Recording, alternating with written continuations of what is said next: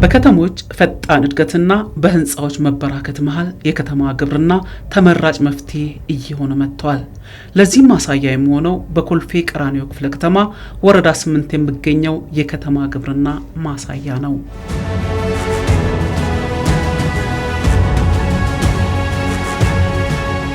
ይህ መሬት ከዓመታት በፊት በዓመት አንድ ጊዜ ብቻ የክረምት ዝናብን ጠብቆ በባህላዊ መንገድ የሚታረስ መሬት ነበር። መጀመሪያ ቅድሚያ እናት አባቶቻችን ነበር የሚሰሩት።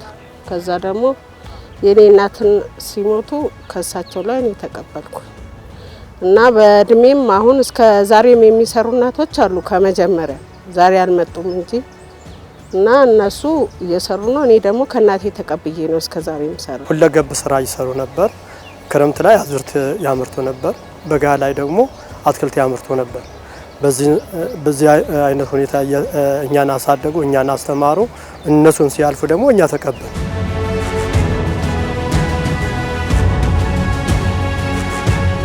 ራቅ ስለሚል እህሉ መጠበቅ ያስቸግር ነበር። ስለዚህ ያን ችግር ስለነበረ እንትኑም ውድማም ላይ ስናረገው ውድማ ያስቸግረን ነበር። ስለዚህ ወደ አትክልቱ ቀየር ነው። ገበያ ተኮር እንዲሆንልን ምንድነው አንደኛው ባይፈልግ አንደኛው ይፈልጋል። የሰው ፍላጎት እንዴት እንደሆነ ለምሳሌ ከአየር ጋር ይሄዳል። በተለይ አትክልት ከአየር ጋር ይሄዳል። የአየር መቀዝቀዝ ሲኖር የህዝብ ፍላጎት ይቀንሳል። ደግሞ ቀዝቀዝ ሲል የሚፈለግ ምርት አለ። ታዲያ ለዚህ ወር ምናልባት ይህን አትክልት ለዛን ይፈልጋል፣ ለሙቀት ለቅዝቃዜ ይህን ይፈልጋል በሚል አፈራርቀን እንሰራለን።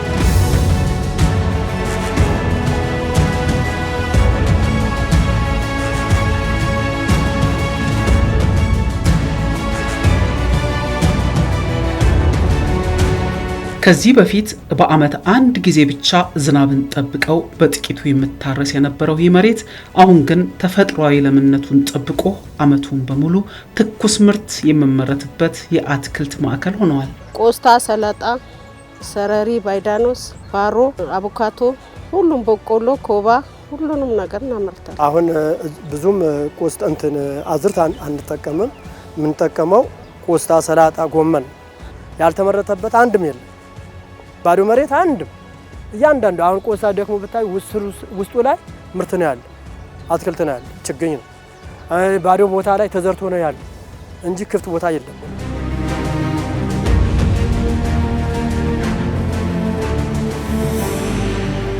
ከወረዳ አንዳንድ ድጋፎች አሉ። አትክልትም ስናጣ አንዳንድ ይረዱናል፣ በሀሳብም ይረዱናል እና እኛም በተፈጥሮም ከቤተሰቦቻችን የተቀበልነው ግብርና ስለሆነ እስከ ዛሬም ቢደግፉንም እኛም እየሰራን ነው። ለወረዳ ማለት ነው በእጽዋት ብቻ ወደ 3000 የሚሆኑ ተጠቃሚዎች አለን። እነርሱም ወደ ታች ወርደን እየደገፈን ዘር ሰጥተን ኮምፖስት እንዴት እንደሚሰሩ ከባለሙያዎች ጋር ሆነን እየደገፈን ነው አለው። አሁን እንደ ወረዳችን ያለ ሁኔታ በከተማ ግብርና ጥሩ ሁኔታ ነው ብለን ነው እኛም የወዝናለ። እንደዚሁ በዘልማድ የነበሩት ወይንም ተትተው የነበሩት ሰዎች ዕውቀቱም ዝንባሌውም ያላቸው በግቢያቸው ላይ በሬት ዝም ብሎ ነበር የሚቀመጠው። አሁን ግን ከ2015 ጀምሮ ቀላል ነገር አይደለም እየተሰራ ያለው።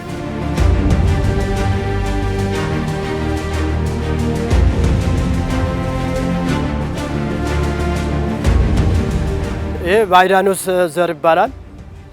ይሄ ባይዳኖስ ከዘራሁት በኋላ በቅሎ አጭጄ ለገበያ ያላቀረብኩት ለዘሩ ፈልጌው ነው። ዘር እንዲዘረዝርልኝና ገበያ ሄጄ እንዳልገዛ ወጪ እንዲቀንስልኝ ከራሴ ፍሬ እንዳገኝ ምርት እንዳገኝ ነው። አሁን ይሄ መልሼ ዘራዋለሁ። ከደረቀ በኋላ መልሼ ከዘራሁት በኋላ ሲበቅል ለገበያ ሲደርስ አጭጄ አቀርባለሁ። ታጭዶ ነው የሚቀርበው። በቀላል ሁኔታ ከ2 ጊዜ እስከ 3 ጊዜ ይታጨዳል። ከዛ ለገበያ ይቀርባል። ይሄ ለገበያ ሲቀርብ ይሄን የሚጠቀሙት ትልልቅ ሆቴሎች ናቸው። ታዋቂ ኢንተርናሽናል የሆኑ ዓለም አቀፍ ሆቴሎች ተጠቃሚዎች ናቸው። ከእንቁላልና ከስጋ አብሮ ይሰራል። ለሾርባም ይጠቀሙበታል።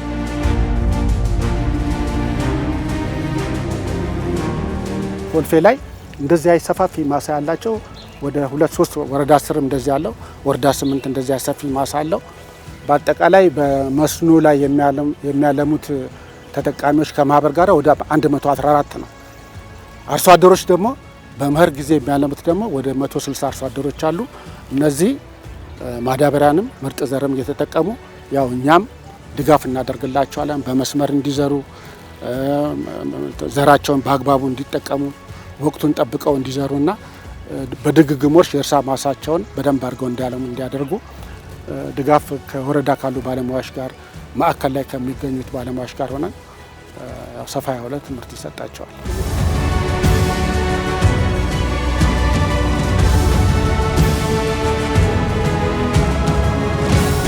እዚሁ መጥቶ ይወስዳሉ ሴቶች። ዓለም ባንክ፣ ቀራኒዮ፣ መርካቶ የሚወስዱ የተለያየ ቦታ የሚያከፋፍሉ ሴቶች ከዚሁ መጥቶ ይወስዳሉ። እኛም ደግሞ ማሄድልን እቃ ሲሆን ይዘን ወደ መርካቶ እንሄዳለን። ያ ቤተሰቦቻችን በስርዓት እናስተዳድርበታለን። አልሐምዱሊላህ ከሞላ ጎደል ደህና ነን። ጥሩ ኑሮ ነው የምንኖረው። የገበያ የማረጋጋት ስራ ነው የምንሰራው። ለምሳሌ የዝምታ ወራት የሚባል አለ። የዝምታ ወራት የሚባሉት ሐምሌ፣ ነሐሴ መሬታችን ላይ አትክልት ብዙም አይኖረው። ለምን? በጋ ውሃ ስለሚጠጣ ክረምት ላይ የዝምታ ወራቱ ነው። በዛን ሰዓት ገበያ ላይ ያለው ንረት አይደለም በአትክልት ላይ ማለት ነው። አሁን ነሐሴ መጨረሻና መስከረም ላይ እንተክላለን። ጥቅምት መጨረሻና ህዳር መጀመሪያ አካባቢ እናደርሳለን። እኛ ስናደርስ ግን ገበያው በሽበሽ ነው። ዓለም ባንክ ይኬድ፣ ቀራኒዮ አደባባይ ቢወጣ፣ 105 አንፎ ቢወጣ፣ ጦር ኃይሎች ቢኬድ፣ አየር ጤና ቢኬድ፣ መርካቶ ቢኬድ ቆስታ እንደፈለገ ነው የሚገኘው። በክረምት ልናየው የማናገኘውን አትክልት በዛን ሰዓት እናገኘው። ለምንድን ነው? ያ የገበያ ማረጋጋት ስራ ይሰራል።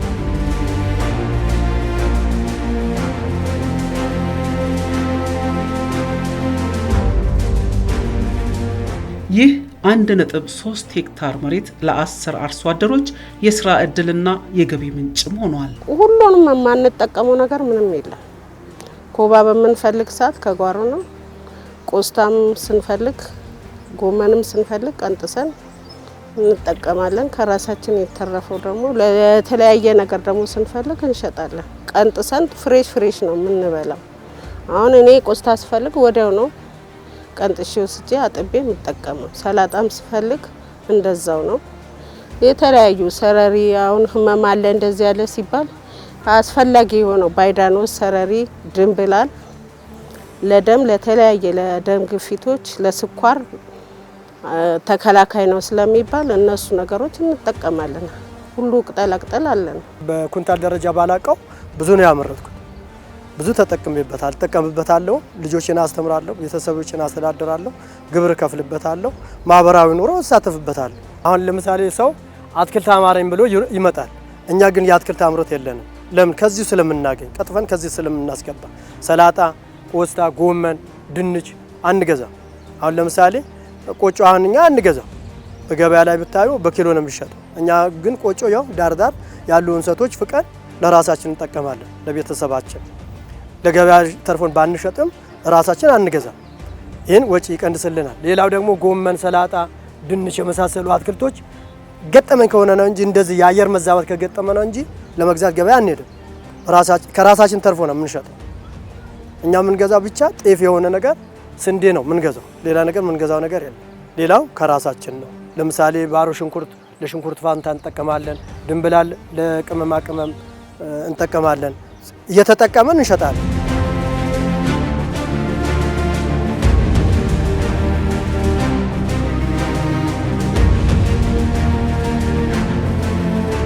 በኮልፌ ቀራኒዮ ወረዳ 8 የከተማ ግብርና ጽሕፈት ቤት ሙያዊ እገዛ የታገዘው ይህ ስራ ለከተማዋ የምግብ ዋስትናና ትኩስ ምርት ለማቅረብም ትልቅ አስተዋጽኦ አለው። በቤተሰብ ደረጃ በቤተሰብ ፍጆታ እንዲውል፣ ሁለተኛ ደግሞ ለገበያ ፍጆታ እንዲሆን አሁን እዚህ ያሉ አርሶ አደሮች ሞዴል ናቸው። በጣም ታታሪዎች ናቸው፣ ይሰራሉ። በገበያ ፍጆታም እየዋሉ ነው ያለው። እነርሱም እንዳሉት ለገበያም ሳንዴ ማርኬት የሚባል ገበያ አለ፣ ለሱም ያቀርባሉ። ለማርካቶም አንዳንድ ከተሞች ላይ እነርሱ ያቀርባሉ። በጣም ከፍ ያለ ምርት እንዲገኝ እንዲስፋፋም ከተፈለገ በጣም ከፍተኛ የሆነ እውቀት ሊኖረው ይገባል። ተከታታይ የሆነ ስልጠና ሊያገኝ ይገባል። ያገኘው ስልጠና ደግሞ ፕራክቲካል ልክ እንደዚህ አይነት ማሳዎች አሉ። በእንደዚህ አይነት ማሳዎች ላይ ይመጣና ከማህበረሰቡ ጋር የሚያውቀውን እውቀት በዘር ወቅት ሊሆን ይችላል፣ በእርሻ ዝግጅት ወቅት ሊሆን ይችላል፣ ምርት በሚሰበሰብበት ጊዜ ሊሆን ይችላል እና በነዛ ጊዜ ላይ እውቀቱን በሚገባ ለማህበረሰቡ ይሰጣል፣ ለአርሶ አደሩ ይሰጣል። እነሱ ደግሞ ትክክለኛ ሙሉ ፓኬጅ የሆነ እውቀቱን ካገኙ በአጭር ጊዜ ውስጥ እውቀቱን ወደ ተግባር ይለውጣሉ። እነሱ እውቀቱን ወደ ተግባር ከለወጡ ደግሞ የምርት ፕሮዳክሽን መጨመሩ የማይቀር ነው።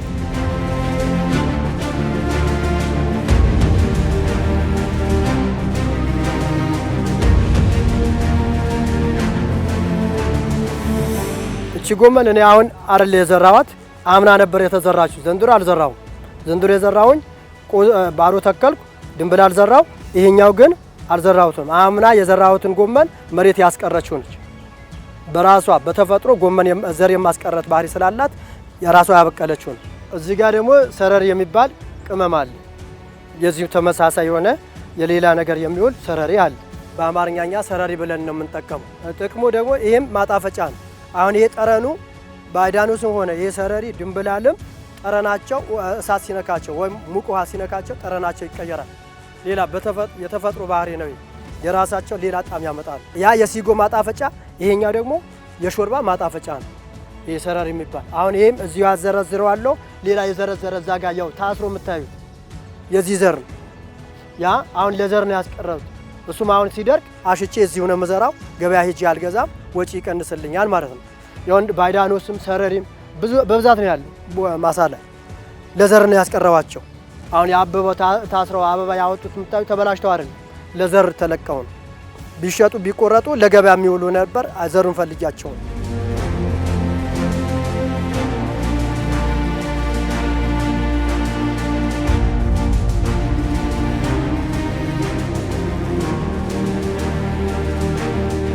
በአዲስ አበባ ኮልፌ ቀራኒዮ ክፍለ ከተማ ወረዳ 8 የሚገኘው 1.3 ሄክታር መሬት ዛሬ ለአካባቢው ማህበረሰብ የአይን ማረፊያና የአረንጓዴ ልማት ተምሳሌት ሆኗል።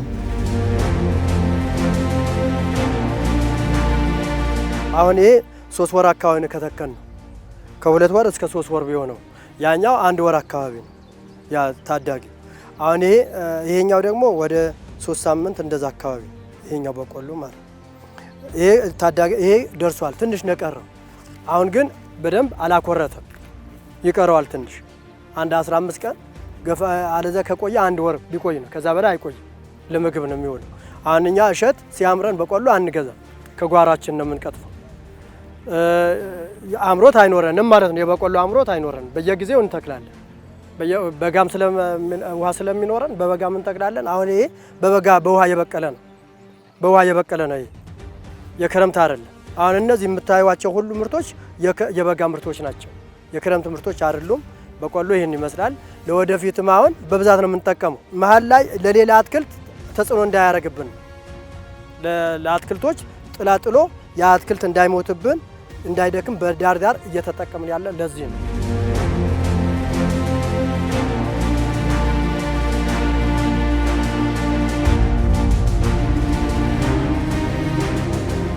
መጠለያ ቤቶች ምናምን ሰርተን ለከብት እንደዚህ ተረፈ ምርቶች ከብት አርብተን ይሄን አትክልት በደንብ እንድናለማ ቤት ብናገኝ ቤት ብንሰራ ያንን ድጋፍ ብናገኝ ከመንግስት ላይ እኛ ደስ ይለናል እንጂ እስካሁን የምንረዳው ነገር ጥሩ ነው። ከወረዳችን ላይ ያለው ድጋፍ ደስ የሚል ነገር ነው። ያሰብኩት እቅድ ያው የሰው ልጅ ሀሳቡ የሞተ ቀን ብቻ ነው የሚገታው እንጂ በህይወት እስካለ ሀሳብ አይቆምም።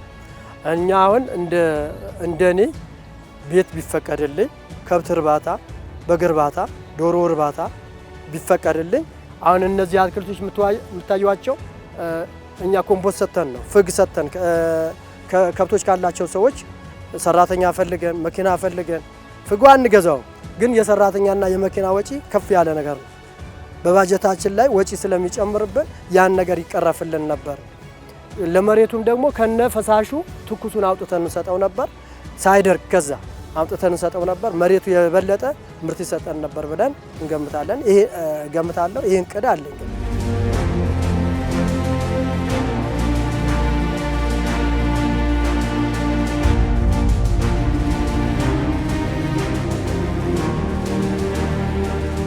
በትናንሽ ጓሮች የሚጀምሩ ልማቶችን በማስፋፋት ከተሞች ራሳቸው መመገብ የሚችሉ የልማት ማዕከላት እንደሆኑ ለማድረግ የተጀመሩ ስራዎች ማሳያ ናቸው። እንኳን መሬት ላይ አቅም ቢኖረኝ ነው ቢመቻችልኝ በትልቅ ቤቶች ላይ ጣራ ላይ ማምረትም ይቻላል። እኛ ምንድነው ያለ መስራታችን ነው ረሃብ የሚያመጣብን እንጂ እኛ ከሰራን አገራችን መልካም ምድር ነች፣ ተጠቃሚ ነን ብዬ ነው ለሁሉም ማስተላለፈው መልእክት እና ምርት ነው። ቀላል አይደለም።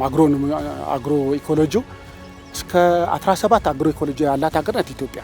ነገር ግን አንድ ወይም ሁለት የአየር ንብረት ያላቸው ሀገሮች ራሳቸውን ችለው ዓለምን ወደ መገብ ደርሰዋል እና ያላት ሪሶርስ ቀላል ሪሶርስ አይደለም። የአየር ንብረቱም የአፈሩም የወንዝ የጅረቱ የወጣቶች ጉልበት 70% የኢትዮጵያ አብዛኛው ሰው ወጣቶች ናቸው። እነዚህ ወጣቶች በትክክል ግብርና ውስጥ ገብተው እለት ወደ በሚፈልጉት ዘርፍ ላይ ተሰማርተው ከሰሩ ሀገር ማትለወጥበት እኛም ደግሞ ለሌሎች ሀገሮች ምርታማ ሆነን ኤክስፖርት ማድረግ እንችላለን፣ እርዳታ መስጠት እንችላለን። አገሪቱ ካላት ከመሬት ይዞታ አኳያ